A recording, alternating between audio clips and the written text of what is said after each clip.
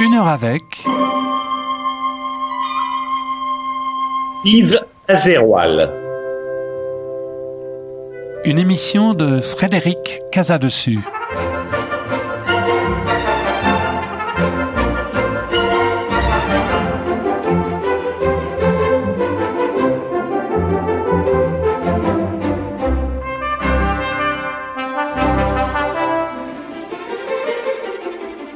Nous sommes très heureux de recevoir aujourd'hui Yves Azerwal. D'abord parce que c'est un journaliste attentif au mouvement de notre époque. Ensuite parce que c'est un documentariste extrêmement intéressant.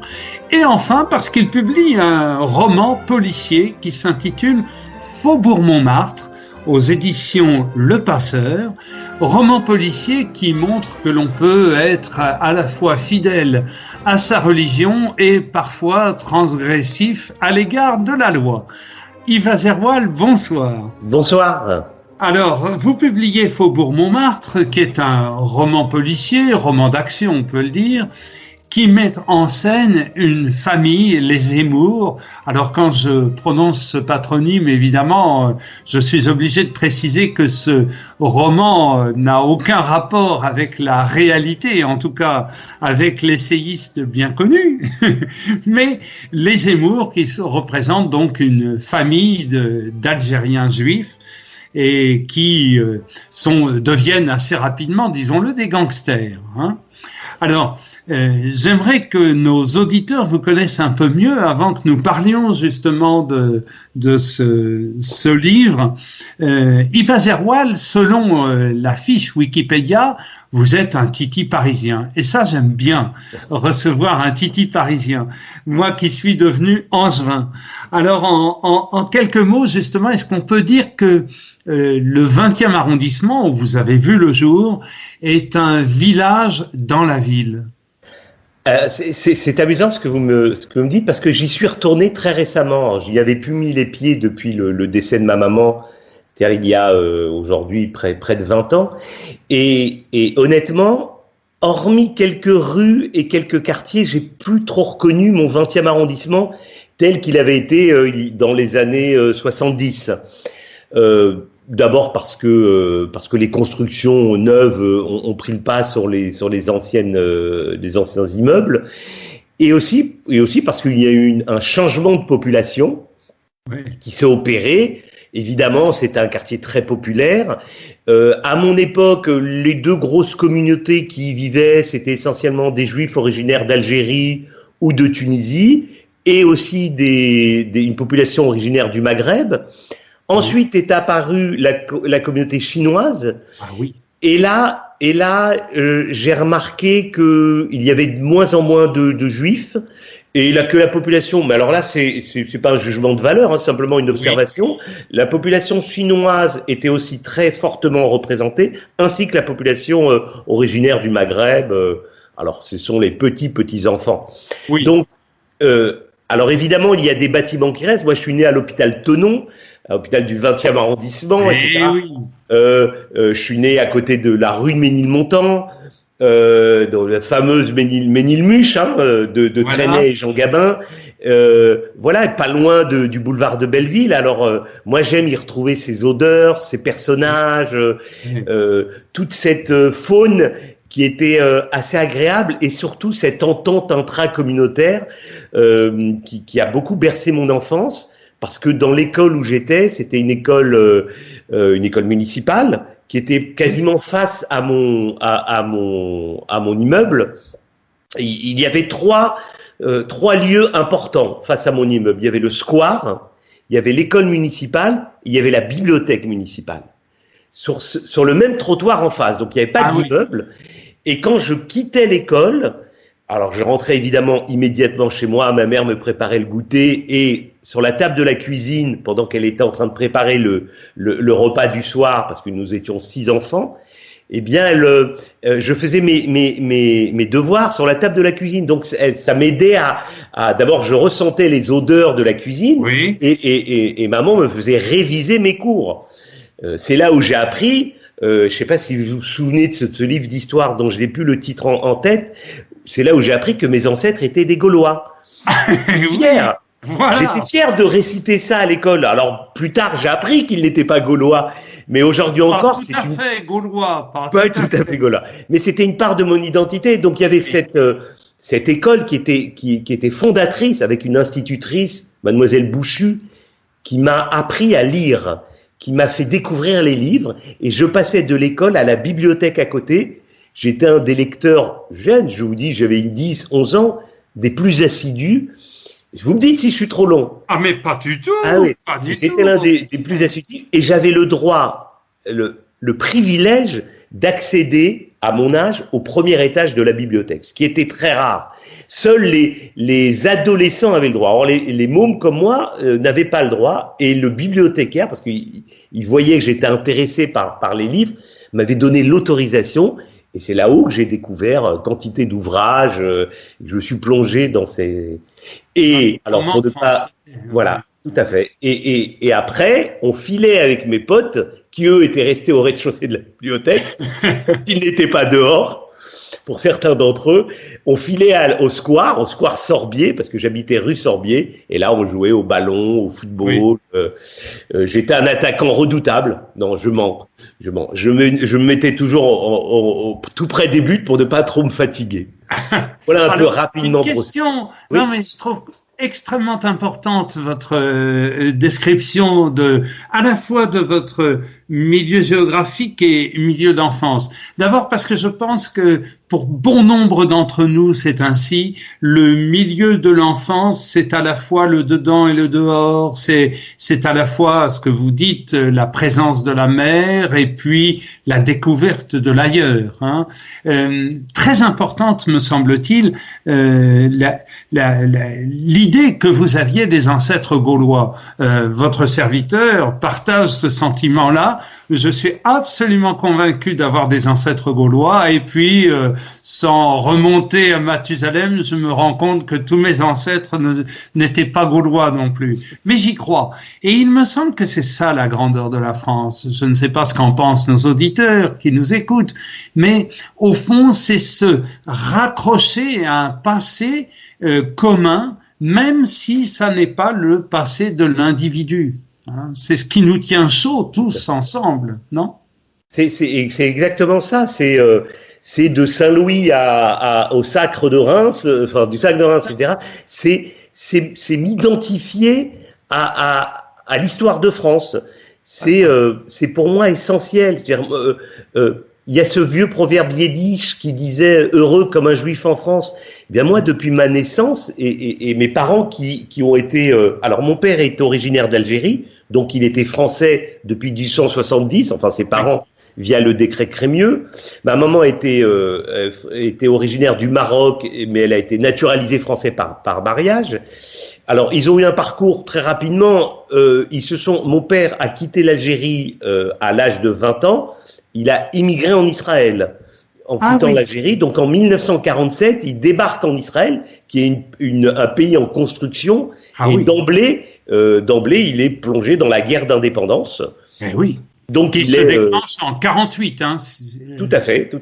Enfin, lui, il arrive en 47 et 48, c'est la guerre d'indépendance. Oui. Donc, on lui colle un fusil pour aller sur le front, se battre et tout. D'ailleurs, c'est assez intéressant. C'est une anecdote qui nous a toujours fait rire et bercer dans notre enfance. C'est que mon père a fait son service militaire en Algérie, évidemment, en tant qu'officier français. Et quand il débarque en Israël, donc c'est la guerre, on lui colle un fusil. Et lui, il a fait son service militaire dans l'aviation. Et donc, il dit à son officier supérieur, mais moi, j'étais dans l'aviation. Et il lui rétorque, eh ben, on t'y enverra quand on aura des avions. C'était une petite armée, il n'y avait évidemment pas d'avions, pas de sous-marins, etc. Pas tel qu'on connaît de Saal aujourd'hui. Et donc, il nous a raconté cette histoire à chaque fois. Et ma maman a quitté le Maroc à l'âge de 10 ans pour venir en France pour apprendre l'hébreu et ensuite émigrer en Israël. Et ils se sont rencontrés une dizaine d'années plus tard. Ils se sont mariés. Là-bas à Jérusalem, ils y ont vécu jusqu'en 56, où sont nés deux de mes aînés, ma sœur Esther et mon frère Michel. Voilà. Mais comment sont-ils venus? Pourquoi ont-ils fait le choix de venir à Paris 20e alors, En fait, c'est tout à fait par hasard. D'abord, ils faisaient pas partie de ces juifs séfarades en Israël qui étaient mal reçus, mal acceptés. Pas du tout. Mon père travaillait, ma mère aussi. Donc, c'était vraiment pas du tout tel qu'on représente Israël des années 50. Mais mon père avait un oncle à Marseille qui dont le commerce commençait à prospérer. Il lui a demandé de venir. Donc peut-être les appels de la richesse, etc. Et quand ma mère a pris le bateau de Haïfa à Marseille avec ses deux enfants, ma sœur et mon frère, elle a débarqué à Marseille, elle a vu cette ville et elle a dit: mon père, je ne resterai pas là, je ne veux pas que mes enfants vivent à Marseille. Alors je ne sais pas pourquoi. Je lui ai demandé une fois, à l'époque où elle était toujours vivante, et elle m'a dit: je n'ai pas du tout aimé cette ville. Et donc, elle a imposé à mon père de monter à Paris. Et je pense on voit que ce sont souvent les hommes qui décident, n'est-ce pas? Tout à fait. Et fort heureusement, donc ensuite, voilà, on est venu à Paris, on a vécu. Et aussi, elle a refusé de vivre en banlieue. Parce qu'on mettait, dans les années 70, toutes les personnes immigrées, entre guillemets, dans les banlieues. Elle a dit: non, j'exige Paris. Et on lui a trouvé un petit appartement. Bon, après, voilà, jusqu'à arriver 6 enfants, c'est magnifique tout de même. Hein. Famille Famille nombreuse des années 60 et 70. Ouais, ça a été un peu compliqué, mais bon, elle a réussi à nous, j'espère en tout cas, à faire de nous d'honnêtes gens, comme on disait au 17e. Et on a tous fait des études supérieures. Voilà, il y avait qu'un mot quand on sortait de l'école, c'était: allez faire vos devoirs. Voilà le souvenir que j'ai de ma maman, enfin entre autres, c'était les devoirs, c'était la manière à ses yeux d'accéder à, non pas à la richesse, à un niveau supérieur, mais à une vraie citoyenneté. Voilà, de s'imposer par une citoyenneté et par la culture. Alors justement, Yves Azerwal, je disais en préambule que vous êtes à la fois journaliste, documentariste, auteur de livres. Avant de publier ce roman policier, Faubourg Montmartre, vous avez publié un roman, enfin je dirais plutôt une trame romanesque à propos du grand moufti de Jérusalem. Donc vous êtes très sensible et très attentif à l'actualité. Alors, je vous propose que nous abordions différents thèmes à partir de ce que vous venez de dire, de votre attachement à la République française et que nous partageons. À quel moment avez-vous eu le sentiment, Yves Azerwal, que le communautarisme que vous dénoncez beaucoup ces dernières années a pris racine? Je tiens à préciser que vous avez eu des fonctions importantes au sein d'un magazine emblématique des années 80 qui était Globe, et que je pense que vous avez vécu cela, j'allais dire, un peu de l'intérieur. Alors, je vous laisse répondre maintenant. Alors, à la fois à Globe, mais auparavant, j'étais un de ceux qui ont imaginé ce qui est devenu SOS Racisme. J'étais un des cofondateurs via l'Union des étudiants juifs de France. En fait, je vais faire un peu mon mea culpa avant de vous raconter l'histoire. Je pense que l'erreur qui a été commise via SOS Racisme, c'est d'avoir fait croire à ces jeunes originaires de la deuxième génération, à l'époque c'était la deuxième génération originaire d'Afrique et aussi du Maghreb, que leur spécificité, leur particularisme était une richesse. Ça ne veut pas dire que ce n'était pas une richesse, mais on a mis en avant, on les a convaincus qu'il fallait mettre en avant cette identité. Or, il fallait procéder autrement. Il fallait d'abord leur dire ce que nous, enfants de parents immigrés aussi, mais d'une autre religion, on nous a dit: on est français. D'autres générations aussi. D'autres générations, tout à fait. On est d'abord français. On est français à l'extérieur et peut-être chez soi, on a une part d'identité différente. Or, on a fait l'inverse. Et ça a été notre erreur. Et ce communautarisme dont vous parlez, c'est que ça a permis de génération en génération d'accentuer ces différences, jusqu'à ce que ces différences prennent le pas sur l'identité commune, etc. Donc, moi, je suis farouchement un adversaire de ce communautarisme, parce que ces communautarismes ne permettent pas d'abord une sociabilité, et ensuite une fusion dans la citoyenneté française. Alors, je trouve très important que nous nous attardions sur ce moment clé des années 80 à 87. Parce que, vous venez de le dire, vous avez eu, en tant que responsable de l'Union des étudiants juifs de France, puis journaliste à Globe, un rôle important. Et on peut rappeler à nos auditeurs que les Juifs de France ont joué un rôle très important dans le mouvement antiraciste. Julien Drey, notamment, a été un acteur très, très dynamique à ce moment-là. Et il y avait nécessité de lutter contre le racisme, ne l'oublions pas, parce que c'était l'émergence politique du Front National à ce moment-là. Mais ce que vous venez de dire est vraiment riche d'enseignements, c'est que au nom de cette richesse réelle qui est ce que chacun apporte et donne de soi aux autres, il y a une inversion des priorités. Comment expliquez-vous ça? Est-ce que parce que après on a dit bon maintenant c'est la haine de soi, etc. Les Européens, les Français ne s'aiment plus. Mais ce moment des années 80 ne correspondait pas. Ça, c'était pas la haine de soi. Les gens étaient heureux d'être ensemble. Alors, je vous propose de creuser avec nous cette veine. Il y a un phénomène qui a pris du temps à se propager de manière publique, mais qui insidieusement devenait très prégnant. Vous avez parlé des années 80, un an plus tôt, c'est la révolution en Iran, l'islamisme, Ayatollah Khomeini qui prend le pouvoir. Il y a en 80 le déclin du Parti communiste en France. Pourquoi je fais le lien entre ces deux? Parce que dans les cités ouvrières, les communistes, pour qui je n'ai pas d'affinité ni d'amitié particulière, en revanche, ils faisaient un travail social important. Or, ce travail social va, par rapport à leur déclin, va être cédé dans ces banlieues aux imams, à certains imams, ou plus particulièrement à certains prédicateurs. C'est-à-dire qu'il y avait à la fois, via SOS Racisme, une prise de conscience de l'identité extérieure à l'identité française, et des gens qui travaillaient en sous-main dans les banlieues pour dire à ces jeunes-là que un discours qui aujourd'hui prend un grand écho, mais la France ne vous aime pas, vous avez une religion qu'il faut développer, sur laquelle il faut travailler, etc. Ça a été très insidieux. L'essor, ça a été les années 90, 2000. Oui. Voilà, c'est là où c'est l'affaire de Creil en 89 qui révèle les choses. Tout à fait.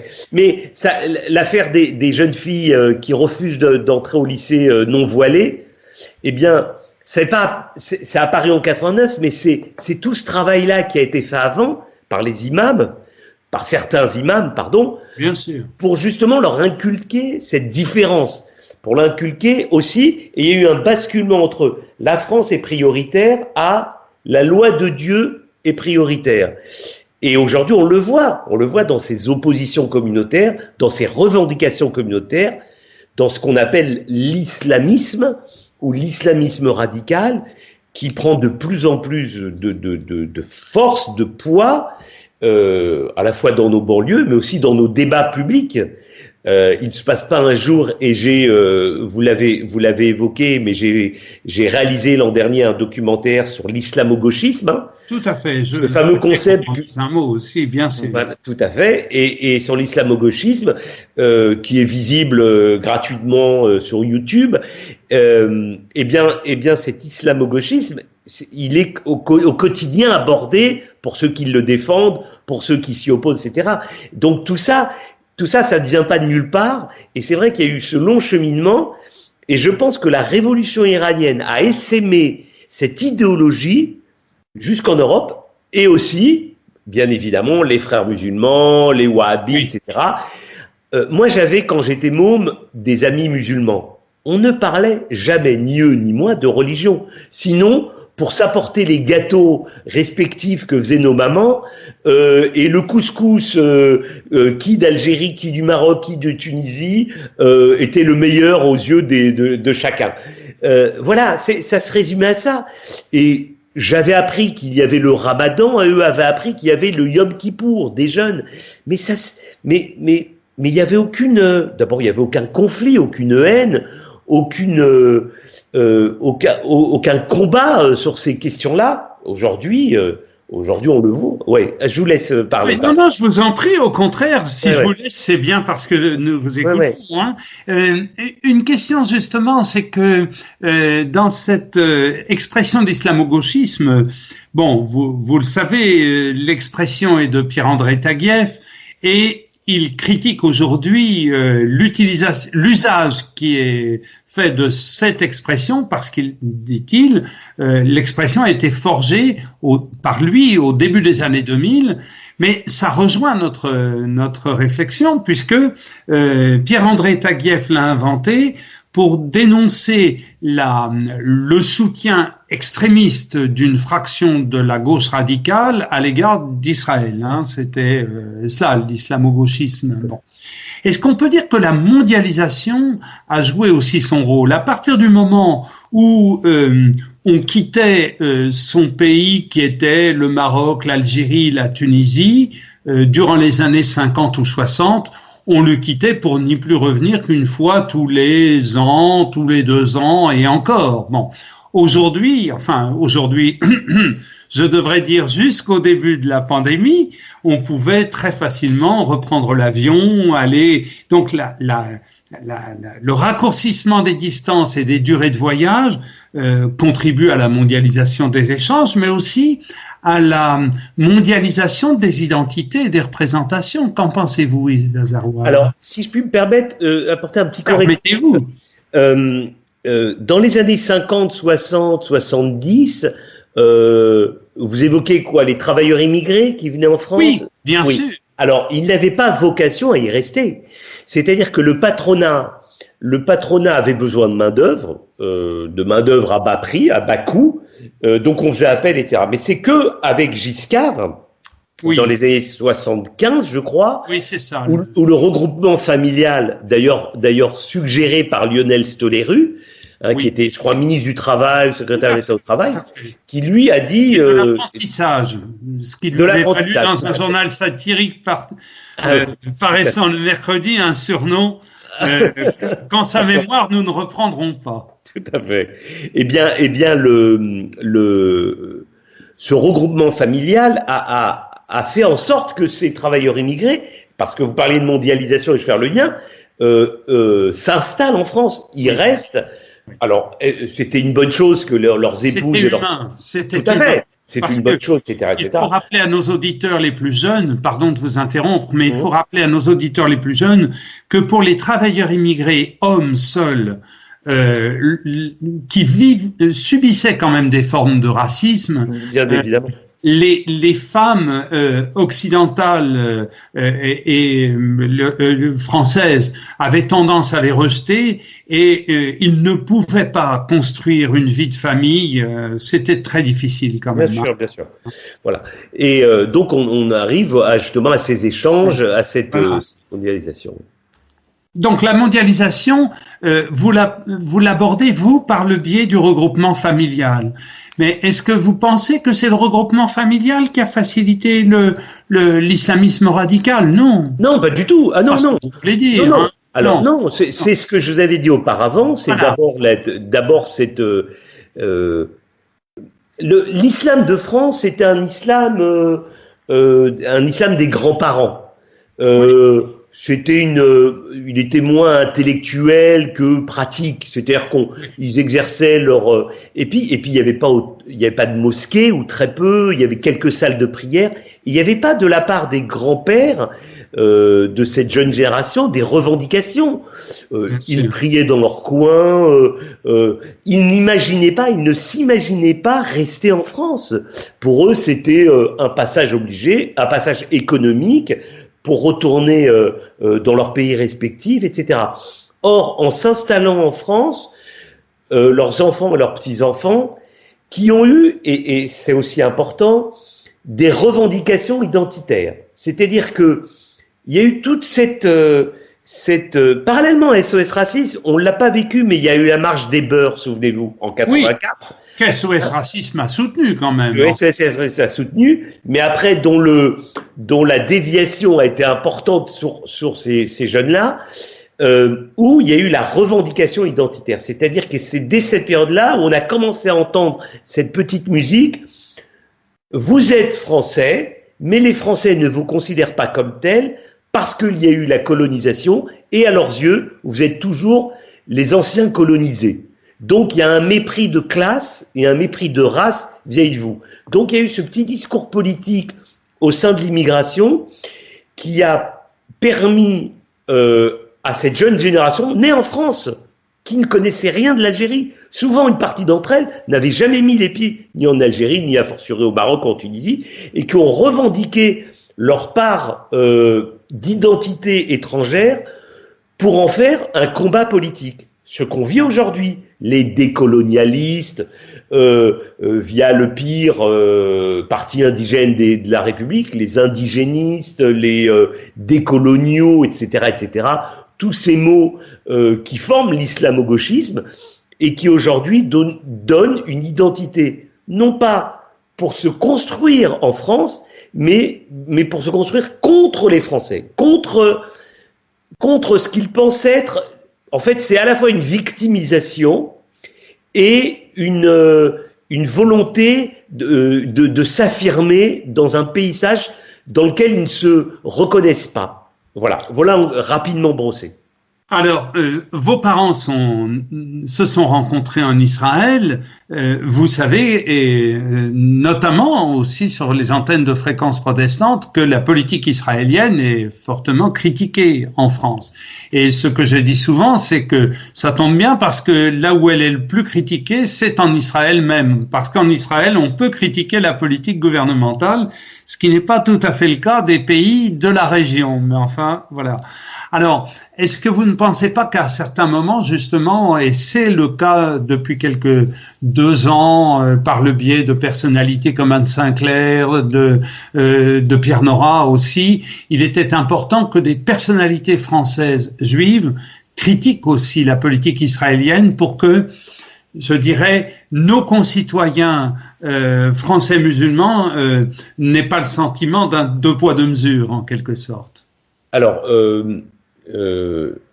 quand il suffit de lire la presse, d'entendre les débats publics pour savoir que l'État d'Israël a sa dose de critique assez quotidienne et qu'on n'a pas attendu ni Pierre Nora ni Anne Sinclair, pour qui j'ai le plus grand respect, pour entendre des critiques souvent dures à l'égard d'Israël. Je crois que depuis... La critique dure de l'État d'Israël est apparue au lendemain de la guerre des 6 jours. De 48 à 67, l'État d'Israël était idéalisé, c'était ces jeunes du kibbutz qui avaient guerroyé contre les méchants États arabes avoisinants qui voulaient pas de son existence, ce qui est toujours le cas pour un certain nombre d'entre eux. Et après 67, dans cette guerre, cette victorieuse guerre contre les États arabes, l'opinion publique a tourné. C'est-à-dire que le gentil Israël est devenu le méchant. L'extrême gauche a favorisé, parallèlement à ça, a favorisé cet antisionisme qui, pour certains d'entre eux, est teinté d'antisémitisme. Tout ça pour vous dire quoi? C'est que on accorde beaucoup plus la critique à l'État d'Israël que, j'ai envie de dire, on lui dresse moins de louanges. Prenons les accords d'Abraham récemment. C'est quand même une avancée, mais plus qu'importante. Vous pouvez rappeler à nos auditeurs... Les accords d'Abraham, initiés par Donald Trump, ancien président des États-Unis, Bibi Netanyahou, premier ministre de l'État d'Israël, et le Bahreïn, les Émirats arabes unis, d'autres États musulmans qui étaient en guerre contre Israël, ont signé des accords de paix avec Israël. On me dit même que l'Arabie saoudite serait potentiellement le prochain signataire de ces accords. Espérons-le. Espérons-le. Donc, voilà pour que, quand vous me parliez de 2 poids 2 mesures, qu'est-ce que ces accords d'Abraham ont occupé comme place dans les médias français? Vous savez bien pourquoi. C'est parce que c'est Donald Trump qui a été... Ah, voilà. Voilà. Voilà, mais si aujourd'hui il y a 100 millions d'Américains, et moi je suis pas trumpiste, je suis un observateur. Nous l'espérons, nous l'espérons. Voilà. Mais si aujourd'hui il y a 100 millions d'Américains déjà vaccinés, c'est parce que Donald Trump a signé un chèque très important au labo, hein, donc Pfizer et tout, pour qu'ils accélèrent la... Non mais, il faut rendre juste... Oui. Si, non, vous le... Je vous en prie. Non, mais c'est pour qu'on reste sur notre sujet. Oui, bien sûr. Non, mais par rapport à la critique aisée, pourquoi je parlais de Trump pour faire un lien avec Netanyahou? C'est-à-dire que aujourd'hui aussi, alors il y a eu des ratés au début, mais après Netanyahou a été, et d'ailleurs là les télévisions françaises lui rendent non pas hommage, mais rendent grâce de ce qu'il a fait par rapport au vaccin. Hein, c'est l'un des premiers pays à être... C'est tout de même, oui, clairement l'un des pays les plus dynamiques sur le plan du vaccin. Oui. De la vaccination. La vaccination. Et aussi des accords d'Abraham. Or, je trouve qu'en France, on n'a pas été assez juste concernant cette avancée. Mais ma question n'était pas tout à fait celle-là. C'est-à-dire qu'elle ne portait pas sur l'existence d'Israël ou la politique étrangère, mais sur le fait que, voilà, la critique à l'égard du gouvernement par des Juifs de France pouvait jouer un rôle important pour montrer que, ce que je disais à l'instant, si on veut critiquer Israël, ça tombe bien, on peut même aller en Israël pour le faire, ce qui n'est pas le cas des pays de la région. Autrement dit, montrer que on a une distance critique, c'est aussi une façon d'être affectueux, non ? Non, mais d'abord, la critique d'Israël, il suffit de lire les journaux, et vous l'avez dit, les journaux israéliens, ça abonde, etc.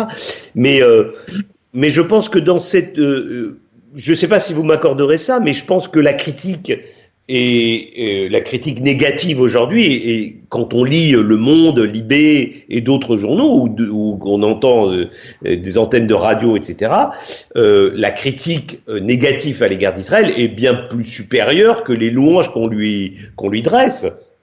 Alors, c'est aussi pour ça que je vous donne la parole sur ce sujet. Voilà. Et moi, ce qui m'intéresse, c'est, vous savez, dans l'histoire depuis la Seconde Guerre mondiale, dans l'histoire des conflits du monde, jamais 2 démocraties ne se sont fait la guerre. En fait, le vrai problème auquel est confronté l'État hébreu, c'est qu'elle est entourée de pays qui ne sont pas démocratiques. Parce que la priorité d'un État démocratique, c'est de s'occuper de ses routes, de ses universités, de ses banlieues, de son agriculture, de son commerce extérieur. Or, aujourd'hui, l'État d'Israël est entouré de pays, vous prenez le Liban, vous prenez la Syrie, vous prenez l'Irak, vous prenez la Jordanie. Et encore le Liban, c'est encore le moins antidémocratique des pays de la région. Oui, mais enfin, demandez à un président libanais s'il peut être élu sans les voix ou sans le soutien du Hezbollah, j'en doute. Aujourd'hui, on critique l'État d'Israël. Pourquoi ? Parce qu'il multiplie les élections. Ça fait la 4e fois. Alors là, Netanyahou a été appelé par le président Rivlin à être Premier ministre, mais je donne pas cher de son élection, enfin de sa nomination, etc. On verra. Donc moi, mon devoir, non pas en tant que Juif de France, c'est pas du tout ça, mais en tant qu'observateur, c'est aussi de dire les choses qui vont, les choses qui plaisent, les choses qui intéressent. Et honnêtement, je le dis souvent, et quand on interroge les Arabes israéliens et qu'on leur dit si demain l'État de Palestine existait, qu'est-ce que vous feriez? Vous iriez en Palestine ou vous resteriez en Israël? Eh bien, majoritairement, ils disent qu'ils resteront en Israël. Ça veut dire que c'est peut-être, on peut dresser toutes les critiques et tout, mais ils n'y sont pas si malheureux que ça. Et d'ailleurs, et je parle sur la fréquence protestante, le seul pays de la région où le nombre de chrétiens augmente, Le seul pays de la région où le nombre de chrétiens augmente, c'est l'État d'Israël. Partout ailleurs, les chrétiens d'Orient sont menacés, chassés, parfois tués, etc. Alors, vous connaissez l'anecdote, est-elle vraie ou fausse? Je l'ignore, mais j'ai envie de la croire juste. David Ben Gourion, en voiture, roule sur une route et il voit des prostituées. Et il dit, ah, formidable, Israël est devenu un pays comme un autre. Alors, justement, Yves Agerwal, publiant Faubourg Montmartre, un roman policier qui met en scène une famille de juifs algériens, dont l'aîné devient souteneur. Est-ce que vous n'avez pas voulu montrer justement que on peut être juif d'Algérie, venir à Paris et se comporter comme un type vraiment peu recommandable? Ça me rappelle si on voulait pasticher le livre de Séguéla qu'il a publié il y a une trentaine d'années. Oui. Ne dites pas à ma mère que je 40 ans, ne dites pas à ma mère que je suis publicité, elle me croit pianiste dans un bordel. Voilà. Oui, il y avait dans les années 60, les frères Zemmour sont 5 frères, originaires de Sétif en Algérie. Le premier Roland débarque en France. Il exerce le métier de mécano, mais il s'y ennuie très vite et surtout on gagne pas beaucoup d'argent à l'époque dans les années 60 en tant que mécano, donc il devient souteneur. Mais alors très vite, ça, c'est quand même assez étonnant que vous consacriez à toute une famille. Voilà, vous les plongez dans le milieu, c'est vraiment c'est ça. Oui, alors il est et c'est 4, donc il est après 6 mois de l'exercice de cette noble profession, il est buté. Et ça, c'est une histoire vraie. Rue Blondel à Paris, pour vos auditeurs de province, la rue Blondel, c'était le quartier chaud de la rue du quartier Saint-Denis, des prostituées, etc. Il est abattu rue Blondel par un concurrent mécontent, et ses 4 autres frères décident de venir à la capitale pour le venger. Alors, vous dites que c'est une histoire vraie, c'est-à-dire que vous vous êtes inspiré de l'histoire d'un juif d'Algérie devenu souteneur? Alors, je me suis inspiré de la fratrie des Zemmour.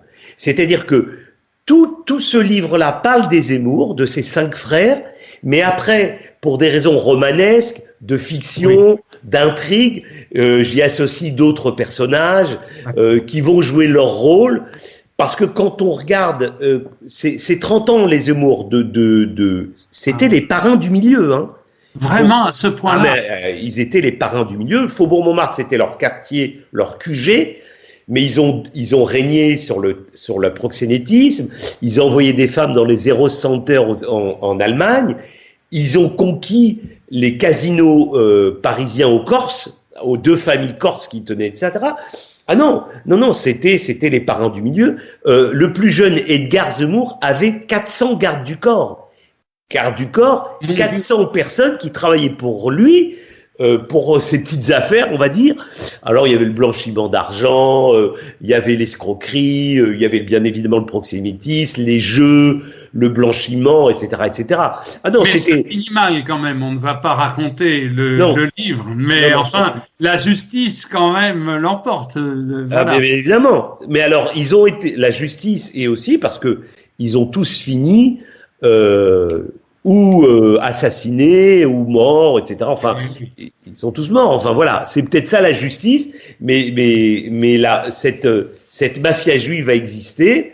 Il fallait la raconter. J'ai voulu la raconter sous forme de roman, roman inspiré. Et voilà, c'est riche d'anecdotes. C'est des flics. Pour résumer, c'est des flics et des voyous à l'ancienne.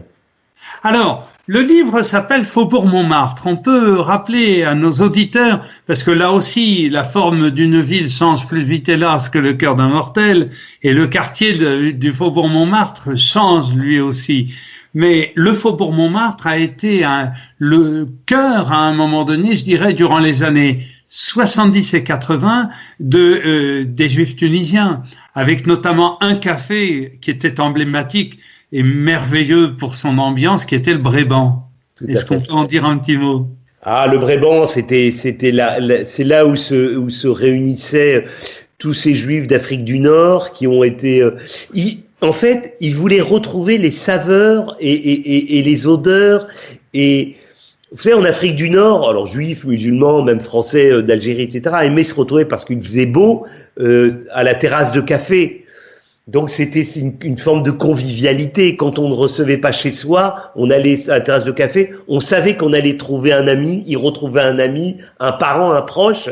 Et c'est là où se faisaient et défaisaient les amitiés, les cancaderies et puis aussi les médisances. Donc le Brébant, c'était sur le faubourg, un des hauts lieux de ça. Et il y avait un peu plus loin les quelques cafés. Alors au début, dans les années 50, c'était des Auvergnats. Et peu à peu, avec l'arrivée des pieds noirs d'Algérie, dont des Juifs d'Algérie, ils ont acheté peu à peu les cafés, et c'est comme ça que s'est construit le Faubourg Montmartre. Et c'est pour ça que les Zemmour, puisqu'on parle du livre, les Zemmour sont arrivés parce qu'ils voulaient retrouver la cuisine de leur enfance. Il y avait très peu de café, et petit à petit, eux-mêmes se sont offert un café, restaurant, pour en faire un lieu, et petit à petit, c'est drôle ce que vous me dites, parce que moi j'avais un ami qui est aussi une figure de ce Faubourg Montmartre. C'était un café qui s'appelait chez Zazou. C'est là où on faisait, c'était à la fois une pâtisserie, un restaurant, etc. Et il me racontait qu'à la grande époque, il y avait plus de 20 restaurants cachers ou d'oriental, de cuisine orientale là-bas. Or aujourd'hui, il en reste très peu. Oui, Aron a fermé, qui était un restaurant de couscous. Tout à fait, Aron. Il reste Douillet pour ceux qui veulent s'y promener, etc. Et j'ai eu parce que je connais un peu la maire du 9e arrondissement de Paris, qui m'a envoyé un petit mot très gentil parce qu'elle a lu mon livre, etc. Et qui a en même temps découvert ce 9e arrondissement travers l'ouvrage. Elle y a été fortement intéressée. On a un projet ensemble pour mettre en valeur ce quartier d'origine. Mais c'est assez intéressant parce que c'est l'âme de Paris, c'est le cœur de Paris, le 9e arrondissement. Oui, on va revenir à votre 20e après, mais arrêtons-nous sur votre livre, justement, et puis sur cette ambiance. Il y avait aussi une figure de la vie politique française qui allait à la Boule Rouge.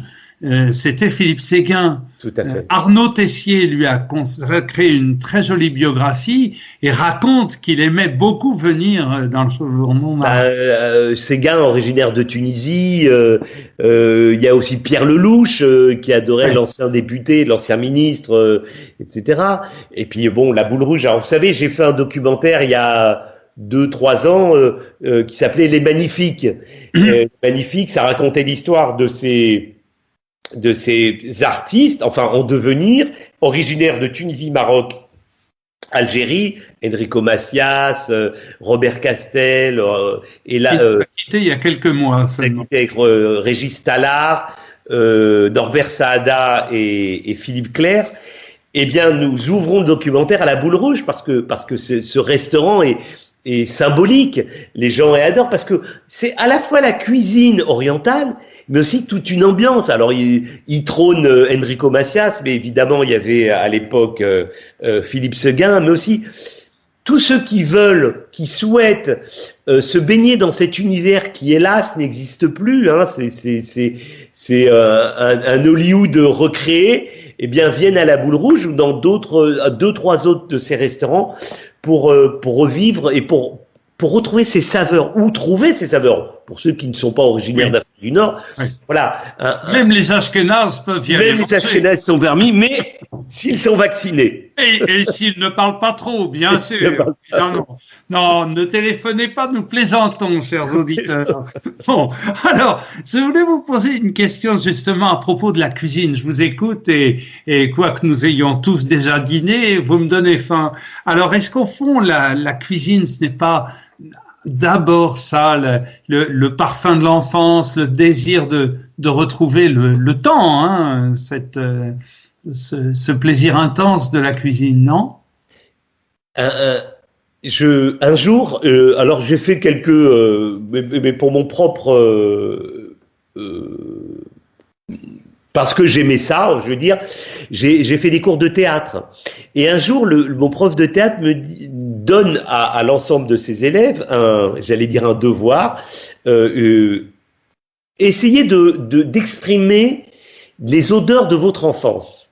Donc chacun passait au fur et à mesure, et moi je sais que j'avais ému un certain nombre de personnes parce que je racontais quand je quittais cette fameuse école de la rue Sorbier, école primaire de la rue Sorbier, et que j'arrivais dans mon immeuble, et dès que j'habitais au premier étage, et dès que j'ouvrais la porte du couloir qui me menait à mon appartement, déjà je sentais les odeurs de la cuisine. Très agréable d'ailleurs. Et j'ai évoqué, en fermant les yeux, ces odeurs-là. Alors, évidemment, c'était de la cuisine orientale. Hein. Ma maman était plutôt une excellente cuisinière. Et, forcément. Et meilleure que les autres, forcément aussi. Mais je plaisante qu'à moitié. Eh bien, d'emblée, dès que je franchissais le seuil déjà ces odeurs, je ressentais ces odeurs et ces épices qui viennent sublimer le plat. Et ça, c'était important. Et donc, j'en salive au moment où je vous en parle. Et je me souviens que mes camarades de théâtre, eux aussi, alors je ne dis pas que la cuisine française n'était pas bonne. Au contraire, nous avons de grands chefs, sauf ceux qui vont faire des menus clandestins. Je ferme la parenthèse. Mais voilà ce que ça m'évoquait, les saveurs. Et puis après, une fois qu'on y goûtait, le goût, voilà, ça a bercé mon enfance. La cuisine était très importante. Je crois que dans les familles juives orientales, ça a une valeur. Et puis aussi dans le judaïsme, c'est souvent lié. Les fêtes juives sont aussi très liées à la table. La table juive, c'est important aussi. Bien sûr. Alors justement, Yves Zerwal, j'aimerais que nous terminions cette émission par une réflexion sur notre société de divertissement. Vous avez reparlé à l'instant de votre enfance et je vous en suis reconnaissant parce que au début de l'émission, vous avez dit que non seulement vous aviez ce plaisir à être à la table de cuisine et le plaisir de découvrir des livres, vous plongiez dans la littérature. Aujourd'hui, j'ai le sentiment que notre société, peut-être parce qu'elle est une société prospère qui s'ignore ou qui ignore encore les sources de sa prospérité, qu'elle se plonge dans le divertissement à outrance. Alors, vous qui avez travaillé pour une chaîne de divertissement, AB Productions, Azoulay et Berda, et qui écrivait des livres, j'ai oublié de le dire, mais vous avez réalisé un film remarquable sur Yitzhak Rabin, par exemple. Donc, vous posez tout un tas de questions, vous nous posez tout un tas de questions, tout en aimant le divertissement. Quelle serait donc la bonne mesure, la juste mesure des choses pour que nos concitoyens aient le goût de la découverte, de la culture savante, tout en assumant quand même de s'amuser parce que on ne lit pas tous les matins Emmanuel Kant en se réveillant le matin. Hein. Écoutez, si j'avais vraiment la réponse à cette question, je serais le plus heureux des hommes. Moi, je suis un peu, j'ai des neveux et des nièces. Je vois les enfants de mes amis. C'est vrai que le livre n'est plus aussi important comme vecteur de culture. Et parallèlement à ça, quand je vois les audiences de certaines émissions télé, je suis effrayé. Pour ne pas les citer, les Marseillais, certaines émissions d'entertainment, comme on dit aujourd'hui, etc. Que les ados suivent allègrement, les réseaux sociaux, etc. Je sais pas comment on doit faire pour intéresser les jeunes générations à la culture, au livre, au théâtre, à l'opéra.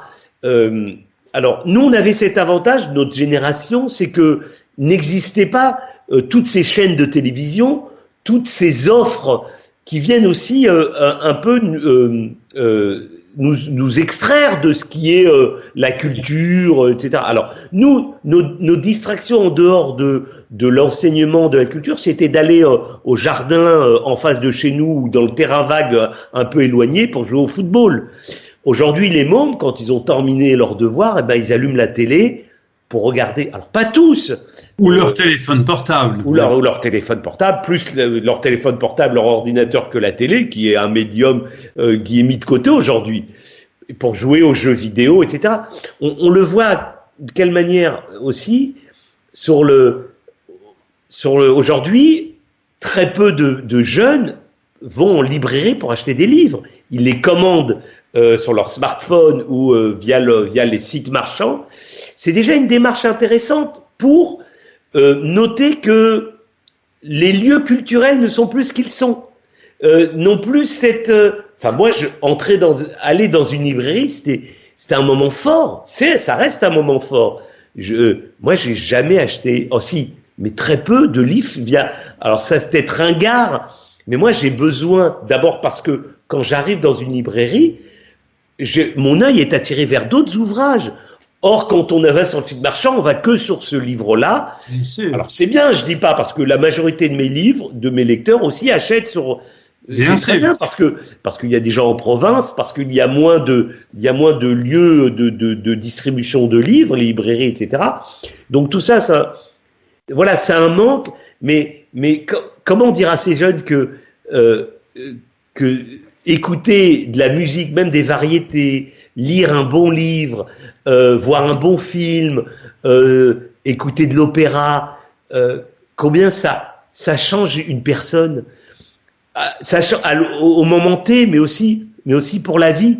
C'est tellement important. Moi, j'ai été bercé à la fois par des histoires, par l'histoire que ma mère nous racontait de son pays d'enfance, mais aussi par les livres que je lisais. C'est tellement, j'ai envie de dire, c'est banal ce que je veux dire, mais c'est tellement beau. On se sent tellement bien quand on ferme un livre. Et sur ce point, on peut dire que protestants et juifs se retrouvent aussi sur ce point, pas seulement sur un plan théologique. On le sait bien, la réforme était un retour aux sources, mais cette idée que la connaissance est une manière de rendre hommage à Dieu est au cœur du judaïsme. Quand les juifs arrivent dans un village, dans une ville, à l'époque d'un village, ils bâtissent deux choses, une école et une synagogue. Dans les deux, il y a l'enseignement, la transmission. Pardon, mais si on nous appelle le peuple du livre, ce n'est pas innocent. S'il y a aussi des intellectuels ou des écrivains, et j'ai appris récemment que Israël était le pays où proportionnellement était dans le classement de tête des pays où proportionnellement à la population il y avait de plus de lecteurs. Donc voilà, c'est pas innocent parce que le livre fait partie de la culture, parce qu'au Moyen Âge tout enfant juif devait apprendre à lire alors que l'ensemble de la population était analphabète, ignorante, tout simplement parce qu'il devait faire sa bar mitzvah, sa communion à l'âge de 13 ans, et qu'il avait l'obligation de savoir lire son passage de la Torah. Donc les mômes juifs au Moyen-Âge étaient lettrés, n'étaient pas analphabètes. Non mais c'est intéressant. Mais oui, c'est important de le dire. Et voilà, le peuple du livre, ça vient aussi de cette origine-là. Donc l'école et la synagogue, deux lieux de transmission qui aujourd'hui devraient, non pas les synagogues, mais les lieux de diffusion de la culture devraient être encore. Alors ils sont fermés hélas, mais j'ai toute confiance dans notre gouvernement pour accélérer la vaccination. Ah voilà, une parole optimiste. Un message évangélique. Oh, je vous en prie. Merci, cher Yves Azerwal. Je rappelle le titre de votre nouveau livre, Faubourg Montmartre, roman, mais un roman à clé tout de même, paru aux éditions Le Passeur, et nous vous souhaitons vraiment une belle soirée. Merci à vous. À très bientôt. Au revoir. Au revoir.